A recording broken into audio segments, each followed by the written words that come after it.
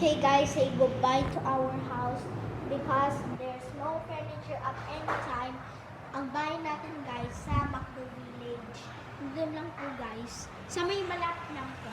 Huwag niyo guys kalimutan mag-like and subscribe. Yung mga inalis na, yung mga laran na una na doon. Tsaka wala na guys.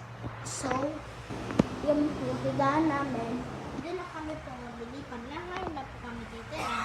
Tapos, nag-eco na po guys, wala na pong furniture. Kaya nandun na po sa lilipatan namin.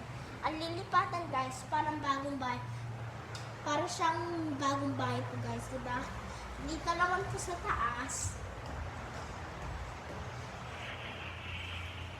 Wala na guys. Ayan o. Para sa mga lilipatan natin, meron pa dito mga gamit para ilalagay namin sa mga storage. Yan po sa akin po na series po. Hindi na po siya sasama. Doon na lang po sa Batangas. Tsaka po, kapag tapos na po yung school po namin, doon na po ako titira sa Batangas. Kasama ko. Tsaka yung mga anak po ni Lovis ay dalawa po. Yung isa po namatay po. Yung mga dalawa po, dadalhin na po sa Batangas. So, yung mga konti na lang po yung mga gamit po namin dito. So, guys, say goodbye to our house. Bye, guys! Thanks for watching!